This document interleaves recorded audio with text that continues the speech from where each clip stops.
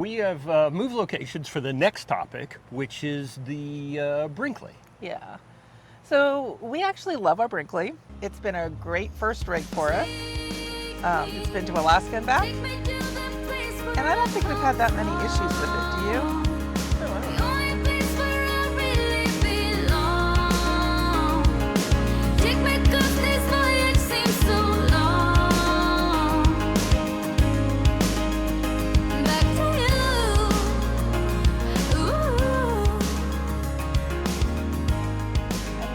I'm not going to say there haven't been issues.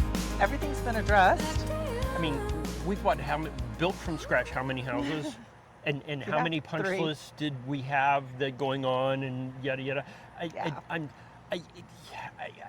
This is a house, right? Yeah. So I guess maybe we're approaching it from the perspective of there are punch list items and things that aren't going to necessarily work, and that's normal, Yeah. right? And well, my parents have owned boats over the years, so this is nothing compared to owning a big boat. Right, right. So what have we've had some maintenance, we've had some things. we've had some like the sumo spring Right, right, the that we sumo just spring. lost, which that's not a Brinkley issue. That I really think that was rough roads. Yeah. I'm trying to think. We had the water thing coming in the Right. first time we tried to flush the black tank. The black tank flush for the back one had a leak. Right, where it came in from the wall, Yeah. the plastic mounting where it was the crimp on it wasn't quite right. So Brinkley sent me a new one of those, and I recrimped it, and it's worked great. Yeah. So we had some stuff in our initial walkthrough, like we had a cracked countertop in the bathroom. Newsflash, it's still cracked. Brinkley is going to replace it, and it was going to be replaced when we took it in for its 1 year warranty work. They offered to send it to us to ship, but we were in Alaska all summer, so there wasn't a convenient place to ship a large shipment like that. So we were just going to have them do it when we took it in for its warranty work, and now they will be doing it when they trade it in. So there was that. There's something supposedly up with one of the cushions on the sofa. Yeah. I don't even know why it was replaced, but that cushion is still sitting in Bish's. At some point I need to tell them to ship it to Alabama so they can throw it into the rig. Yeah, Bish's PDI process before we ever got there identified a cushion that needed to be replaced, which we have yet to see. So Yeah. they noticed it, and we haven't. Yeah, really. The 3 doors on the back don't close correctly. And they could be adjusted, but they wanted an RV tech to come out and adjust them. Once again, we were going to have it done during warranty. We hadn't been spending that much time in the back of the rig, and now they'll fix it when it goes in. So yeah, I have to say that of the items that we've had to deal with, I think those doors were kind of the ones Yeah. closest to a punch list item. yeah. Right. And had we been closer to our dealer to start out with, we would have had them fixed immediately, probably. But Yeah. we just haven't been near Bish's to take it in. And we could have taken it to any dealer. The problem with that is that you take it into a dealer, they want you to leave it. Okay. Ada, sit.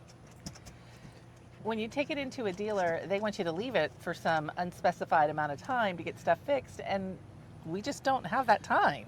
Right. And we have it this year. And it hasn't really been bothering us. Yeah, it's not bothering us that much. So that needed to be fixed. I mean, some minor things like the emergency latch, they sent us a new one. One of the window Yeah. exits popped off. They sent us a new one. We fixed it.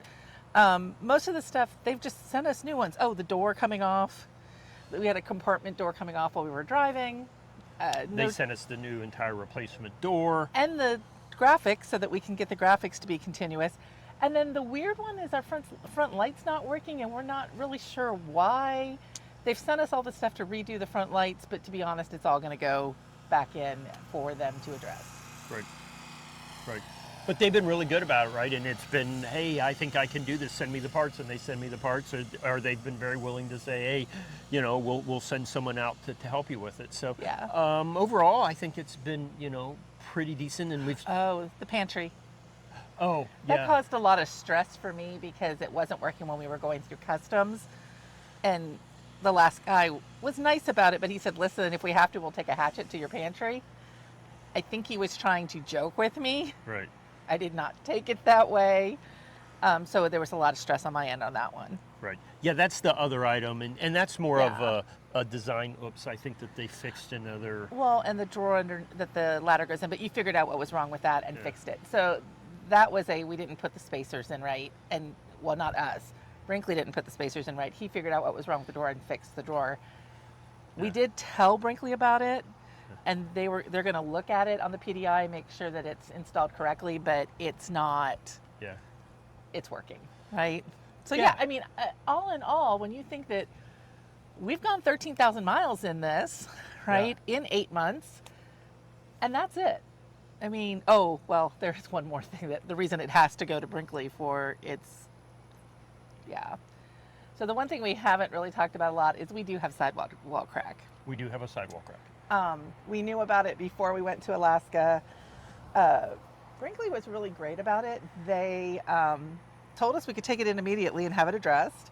And then we said, listen, we're going up the Alcan with this. And they said, why don't we do it when you get home? Right. Right? So we had put that off, and that was why we had set up the appointment at Brinkley, is we had all these other things that needed to be addressed as well. But we decided we wanted to have the sidewall fixed at Brinkley. Yeah. And now all of that will be fixed when it goes in for Bish's. So part of the trade-in that we did was that Brinkley is going to take the unit back and refresh it for Bish's. That was part of what Nate worked out for us when we were up at Hershey. Right. So yeah, so it, all in all though, I mean, all minor stuff that could be repaired with the exception of the sidewall. And Brinkley has said, hey, we'll get you in, and here's Yeah. a list of all the people. And it was even, hey, tell us your path of where you're going, and we'll give you a list of dealers along the path for you to try and coordinate the repair with. Yeah. Right? And, Yeah, And, and so I have. That is not why we're trading the rig in. Yeah. I mean, to be quite honest, they were going to fix it. It's all under warranty. We were not upset with it. Stuff happens, you know, so they were going to fix it, and that's all we can ask them to do under warranty. So, yeah, that's not why we're trading it in. We're trading it in for a new floor plan. Yep. So, if the 4170 had been out when we bought our rig, we would have bought it then. Right. Because we do really, really like the kitchen in the 4100. Yeah. So, and the 4170 now. While we're sitting outside here in Lake Conroe, what have we kind of learned about the outside of the rig that we like and would want to talk about, pros and cons after owning it for 5 months? So, I love the way it looks, and I love the total blacked out front Yeah. between the nose cap and then the underneath storage on the G series. It looks awesome. But if it is a shady day or you're trying to hook up with no lights, you can't see the dark gray receiver, right, on the black when you're backing up. So that is a not like, and it's easy to fix. We're gonna skunk stripe the new one, like just put a reflector down it so I can see it. But sometimes it takes me 2 or 3 times to get it lined up because I just can't see it. So for me, the thing that I'd really like to fix on the outside is the luggage door that opens from the front to the back on the hose reel. That's very hard to get. You have to have it perfectly open, right? It's designed for no human variation on that door. So if you don't have that door completely open all the way, then when you pull the tray out to get that ladder, you end up scraping the door up, right? Because if it comes in at all, or you get it open and a little bit of wind catches it and it moves it just even a fraction of an inch, it's great, really tight engineering design specs or tolerances, but it's not really set for humans. So I don't use that door a lot because I'm not typically the person hooking us up to power or taking us down. Is there not a magnetic catch to that one? Well, that might take care of it in itself, just having a magnetic catch to keep it up against the side of the rig.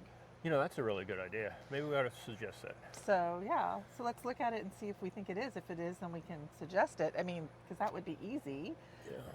Same door as the one that came off on us. So it's one that you have to make sure you have completely shut and locked before you drive.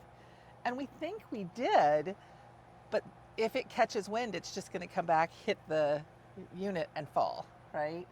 Now, there's a safety cable on it, and that did hold. So we grated this one side of the door going down the interstate, but he saw it really fast too. I think he actually saw it coming open when it came open. All of a sudden, all I hear is, "Oh my gosh, we're dragging a door." I'm like, yeah. So yeah.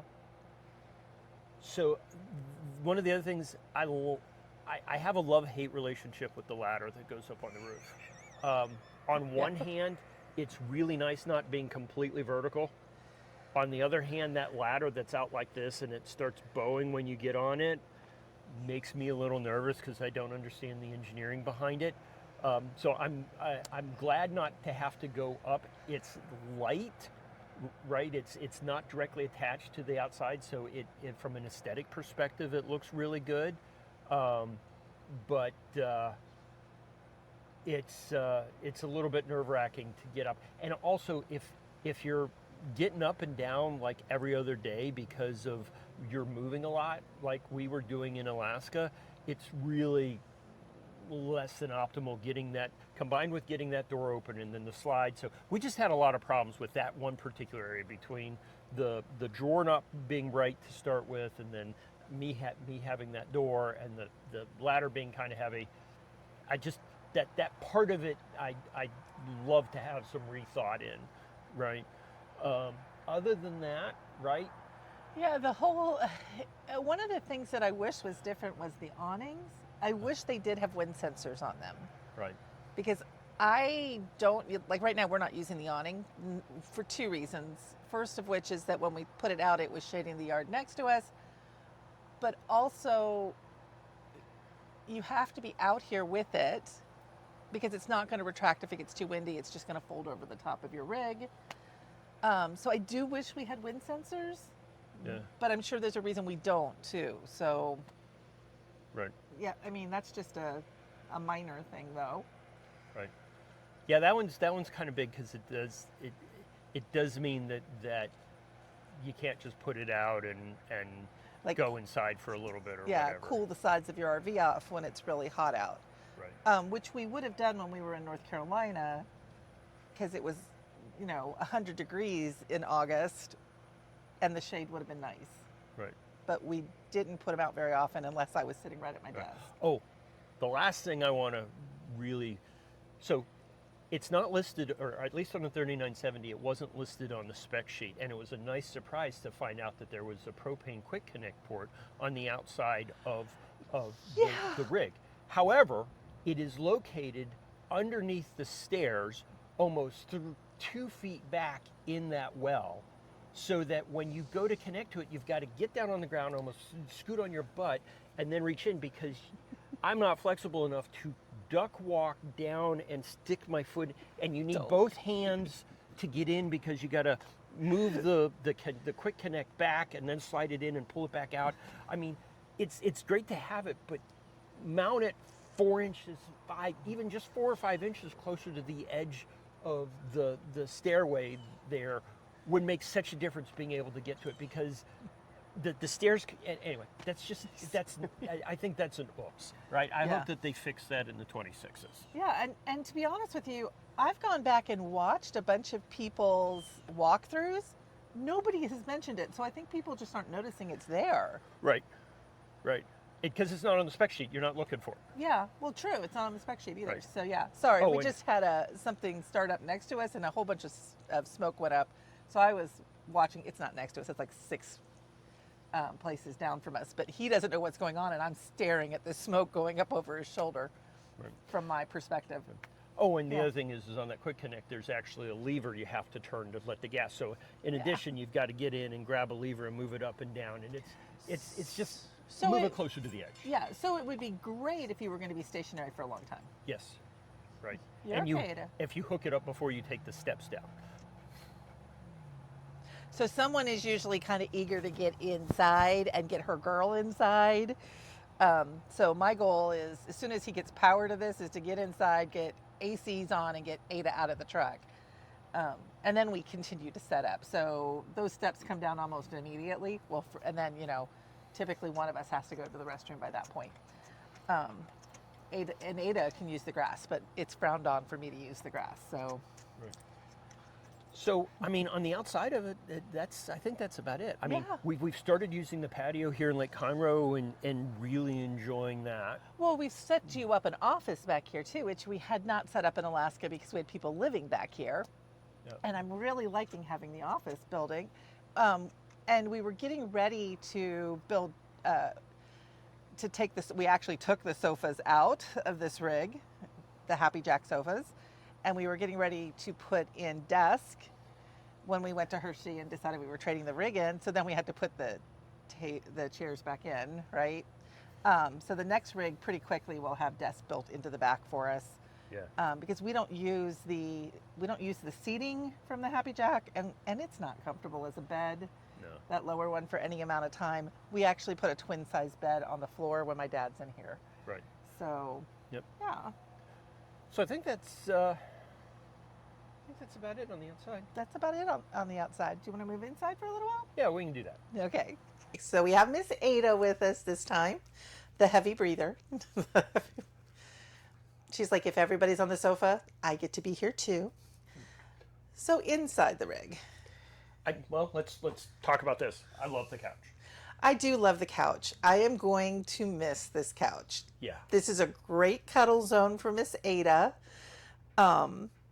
She's going to miss her mosh pit because both of her humans are on it most of the time. Mm-hmm. And I like just sitting here and watching a movie because it's usually just the two of us in here. So, we're each in a corner of the couch. Typically, Matt is on the short side, I'm on the tall side, and Ada's at my feet. Sometimes Ada will be between the two of us. We always have it set up as a small U. To me, the big U is too big. Right. It takes too much of the walk space. I can't keep my desk out. I have a feeling that maybe, if we had gotten to the point that your desk was in the back with the other, it would have been fine at that point. The big U would have been fine. Yeah. But if you're in a family situation where you need to eat at the table, right, and that's why you have the big U because you've got a lot of kids, it's a bottleneck. I'm not going to say it's not. Right. This living room, if you had a lot of kids, right, would be a lot tougher than it is with just adults in here. Right, and let's be honest, we eat on the couch. We do eat on our couch. We didn't even put a dinette in the new rig. We actually are putting in the 5-seat mega sofa. So for two of us, we're going to have 7 recliners. Yeah. Well, 3. Well, there's 3, possibly soon to be 4. I'm trying to talk him into number 4. You keep coming up with look at this one. I go, okay, let's go look, and you're okay. We can go Monday. So we can go Monday and get a new puppy. What do you think? She's like, I don't know about this whole puppy situation. So yeah. Okay, so the other things on the inside that we like the we talked about the living room and the little fireplace there. The ear turns on the fireplace, and it took me a long time to figure out why the fireplace was just spontaneously turning on. And then I realized right before I realized it was on, I would hear a beep, and her ears are perfect shaped to turn the power on. So that is something to think about if you have dogs or even little kids, right? Really easy to accidentally turn that fireplace on. Right. Not a huge issue if we're home with her. It's one of the reasons that she is not left running the main part of the unit, though. Right. Because we want to make sure, I don't want the fireplace to turn on and heat it up in here if we're having a hard time with the AC keeping it cool, right, which we have never had a problem with that. We are looking to do some desert camping, though, and that is why I'm thinking about stuff like that. Right. So other things. How do you not pay attention to this cuteness? The knife pull down and the silverware pull downs, nice in concept. All of our knives are too big for the knife one, which it is staying up. The silverware one, I actually may have thrown a temper tantrum the other day and pulled all the silverware out of it. I had had enough. Right. Now, I bought little, like, they're little metal rotating, I don't know what you'd call those, clasp, maybe? Latches. Yeah. Latches. That's a good one. Latch is a good word for that. That we could install. We haven't installed them. We'll install them on the next rig. We're not going to install them here. But they match our handles, and it was suggested on the one of the Brinkley Facebook pages. So we will do that because those magnets don't hold. And we actually use a huge twist tie. It's a industrial strength 3M twist tie thing over the handles, and it still doesn't keep it closed. Now, So yeah, I will say that after our discussion with it the other day, where we moved a large percentage of them out, it's staying. It was falling just when we went to close it without moving. it would fall just sitting here. Now it did fall when we came back. Right. The last time it was moved, it still fell even with nothing in there. But my argument is still, we have 4 sets of silverware. We have 4 knives, 4 forks, 4 spoons, right? So service for 4, and that is too much weight. So it's not really a silverware container at that point. I guess if you were putting plastic silverware in it, might be okay, but even then, I think you could actually overload it.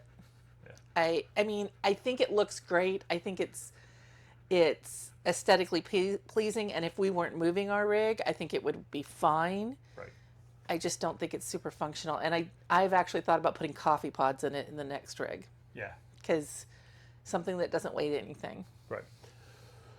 So, I think that, I mean, those, Yeah. we've already kind of talked about the pantry. Yeah. Other than that, I mean, everything. I can't think of anything else. Oh, the light. We've had 2 lights come off. While driving. Well, that one came off while driving. The other one fell on my head while we were sitting in bed when it fell on my head. Right. So the little sconce above my side of the bed gave up one day, and the metal broke. I mean, I don't think there's anything Brinkley could have done to prevent that.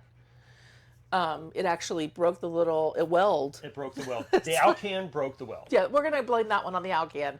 But if that's our only Alcan damage, c'est la vie. But I'm actually gonna put the pendant in the kitchen as Alcan damage as well. Brinkley replaced both of those parts. Yeah. But we started finding little teeny weeny black nuts on the floor. And then one day I should have listened to her. My sister said, "Did you know your pendant is hanging weird?" And I was like, "I don't know that it is. I think it's just where you're standing," because she was coming out of the bathroom upstairs. And then the next day it was hanging. Well, we smelled the smoke that night. I smelled fire. I told Matt, I was like, "I smell an electrical fire." And Matt's like, "Oh, I don't think so." And I was like, "Yeah, I'm pretty sure." There was someone cooking outside. There was someone with a charcoal outside. Yeah, and I've been through an apartment fire, so that electrical fire smell is a smell that I know. And he was going, "Oh, I think you're imagining it," because sometimes I do. I think I smell it and I don't. And then we took it down, and Matt was like, "Oh, this is the fire you smelled the other night." Like, you could see where it had tried to catch fire. Right. So it was hanging by the wiring. That is also not Brinkley's fault. Right. It was a vibration on it. The vibration from the screws backing out then caught some wires, shorted them out, and it didn't even trip the circuit breaker. It didn't. Right. And the light was probably on at that point, to be honest with you, because we were all in here. So we went about 2 months with no pendant light. We did put it back up a couple days ago. I like the pendant light. I'm glad it's back up. But yeah, you need to check the nuts on it every once in a while to make sure that it's staying up. It's now on our checklist. Right. And to be clear, it just went up. Brinkley sent it almost immediately, but at that point we were on our way up the Alcan, or even back we were down, or something. It happened in Valdez, coming back from Valdez. Anyway, they shipped it to where we were going to be in 3 months, so it sat there, and then because we'd been right, it wasn't Brinkley's taking time to get it. It was literally where we were going to be and where we could pick it up, and then because we had done without it for so long, I had other things that were higher on my priority list. Well, right. So Brinkley sent it almost immediately. Yeah, our shipping for big items is my sister's house in Texas, and we went back to North Carolina. Right. and we're there for almost 2 months. Right. Before we made it to Texas. Right. But I mean, it really, I think it was only like 2 weeks that we were in Texas and we did it. We had a lot of stuff to do when we first got here. Right. But we wanted it back up before the meetup because we didn't know if people would be coming in and out of rigs, and we didn't want to have to explain why it wasn't there. So, more storage than what we can carry. Yeah. More range for storage than what we have weight for. Yeah. And that's without the solar on it. So we can max the storage out, and we really don't have that much stuff. I don't know how people are doing these toy haulers with little kids that have like toys. Right. Like, I don't know. Because, I mean, we do have some tools underneath that we've gone through a couple times. And then we have the long arm. So we have about 750 pounds of toy in the back with my long arm. Right. Which technically isn't back there right now, but and that did go up the Alcan with us. It's that and an e-bike. Right. So we have empty and not packed full. There are storage compartments that are almost empty in here. Yeah. And we are at our max weight on the rig at 24,000 pounds. So it's I don't think storage is a problem. No, right? Storage is not a problem in here. And yeah, because there's nothing above or below the TV at all. Right. And these have like her hairbrushes and stuff above us. Right. I mean, we do have a printer with us because I have to be able to print stuff for the business, so I can mail in my quarterly federal forms and state forms. Bathroom's been fine for us, right? It is spacious enough. It works well enough, right? Yeah, I'm a big girl and that shower's fine. Yeah. I don't have a problem in the shower at all. I get a kick out of people who are saying the shower's too small. I'm like, yeah, no, not really. I think the thing that's amazing to me that constantly, after 6 months of doing this, right, the thing that really, I had a little bit of concern when we decided to do this because we'd never ever camped before like this or done anything like this, right? And we're selling the house and we're going whole hauling in, and we had a big house, right? Yeah. 10 times the space. And what has surprised me is that this is home so quickly.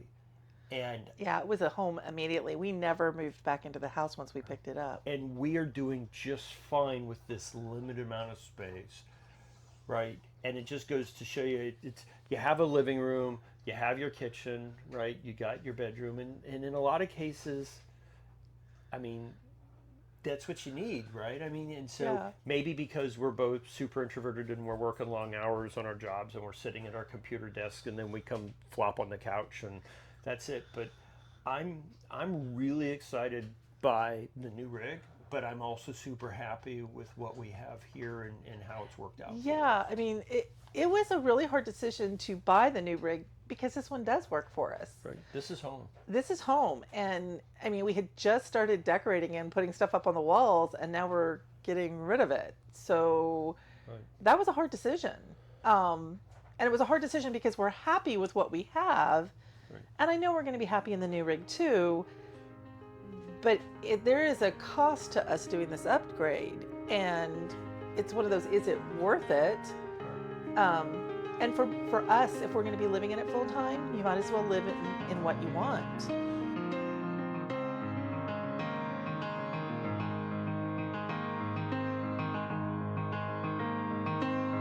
I've been so many places, I've seen them all with open eyes. We are getting ready to do our first ever light test on this thing. Staring at the sun slowly rise.